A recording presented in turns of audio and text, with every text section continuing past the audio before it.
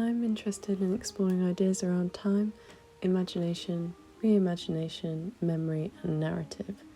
At the moment, my ideas are quite tangled and I am still in the process of making sense of them, so I may not use all the concepts I discuss in this video in my eventual project. The following people I have been inspired by are the author Ali Smith, the artist and author Leonora Carrington, and Dr. Rosie Wickham on her YouTube channel, Books and Cats. The connection of these people is that they are involved in literature, discussion of stories, and imagination. I'm intrigued by surrealism and absurdism in the realm of theatre and movement improvisation, also in creative storytelling, but also as a tool to see the world around me, to remind myself that it is indeed surreal. Surrealism plays a part in Ali Smith's books as time and characters flow between each other, jumping between people and time periods of characters' lives in a sentence. Her way of flowing between times and her ability to make anything happen, to take a normal interaction and to allow it to transform from ordinary to mythical, is so captivating. I also enjoy how her books are a mixture of narratives and poetry, often throwing in surprising perspectives from secret characters, such as the wild, non-stop, nonsensical at times monologue from the 15th century Renaissance painter Francesco del Cossa, a painter a character in the story admired. Inspired by Smith's mixture of poetry and narrative, for my project I would like to create a booklet or exhibition of paintings and drawings surrounding this topic of storytelling, along with short stories from the narrative voice of myself from different ages, both older and younger. I have been inspired to explore this from Smith's blend of time and age in her stories, as though time is something that rushes back and forth and around rather than in a straight line.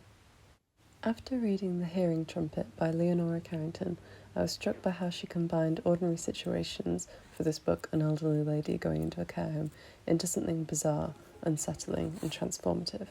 I have only just begun to look into her paintings, but from looking at a few, I feel that the similarities of her narrative written worlds to her painted ones. Carrington's work makes me intrigued to create drawings and paintings from the creative writing I intend to do, and to see if they can take on their own strange life. If I could create a simple or normal tale and draw a picture that turns it into something strange, or write something completely unhinged or abstract and see it in visual form as something mundane.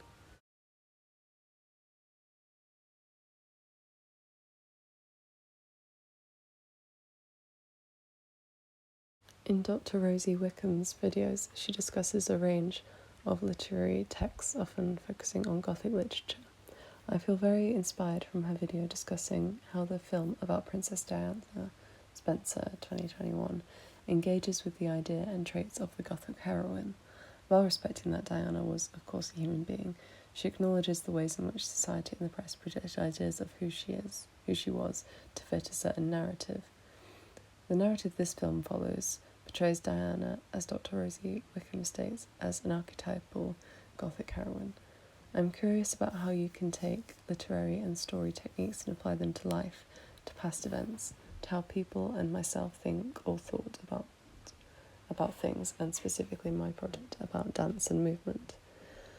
Visiting, such as if I were to visit 2022 when I was a first year at LCDS, I could view myself as a young, naive underdog type character entering an intense and unknown world of dance culture that I hadn't experienced before. I am interested to see if you can explore your life almost as if it were a story, and see if you can visit earlier parts of your life or an imagined future to write and create from there. I am interested in this because the way in which I have perceived dance has changed so much over the years, in my discovery of it and my training of it. Sometimes it feels like the more I discover about dance, the less I know and understand, the more questions I have, and at times the more inadequate I feel. Through my continued research of these artists and authors, and hopefully I will find many more artists and authors around this topic, I will be able to be inspired to create a wide range of reflecting writing, poetry, short stories, and drawings and paintings around my interest in making my dance practice more surreal, story and dreamlike. The richness in writing and world building through art can make fictional stories seem real. I'm curious if blending the boundaries between my actual life as a dancer in person and literary techniques in storytelling and more imaginative interpretations of movement can lead to a richer practice of dance.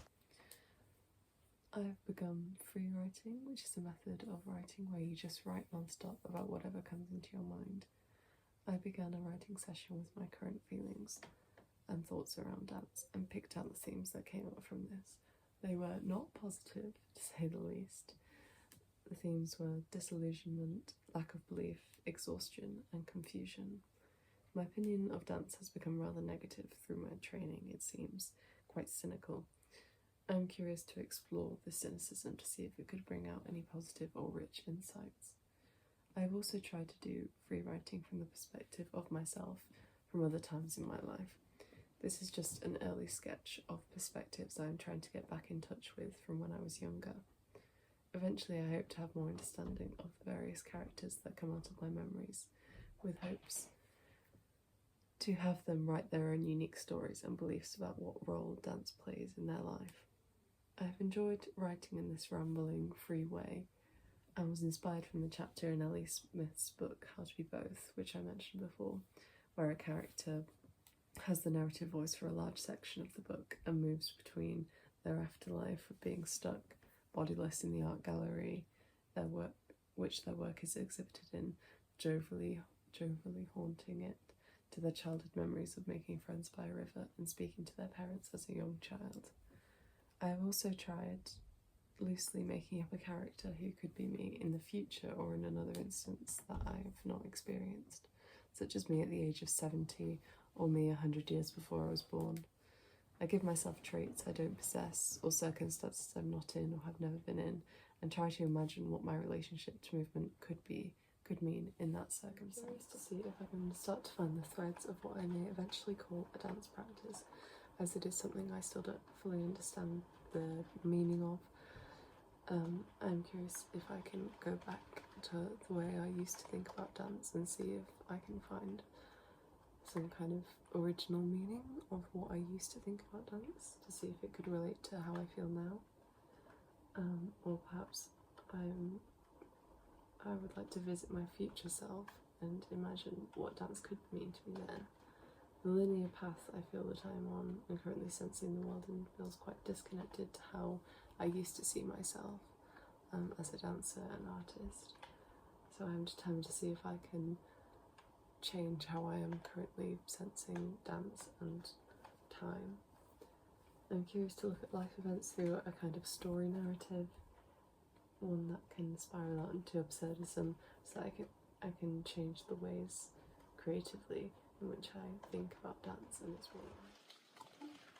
The next steps for my project will include looking for and trying out various meditative practices that involve going back to old memories, as well as practices that focus on imaginative exploration. I plan to continue my free writing and to, instead of just monologuing and going for it with whatever comes from the head, sort of creating like different characters that come from the writing and setting them out a bit more, making them a bit more substantial. I want to continue the painting and drawing I've been doing. I've showed a few drawings and paintings of what I've started to create with reflection that are reflections on what I've written. I want to continue that and continue creating images that resemble my experience in dance spaces, as well as what I've been doing, and dance itself. And yes, that is what I want to continue to do.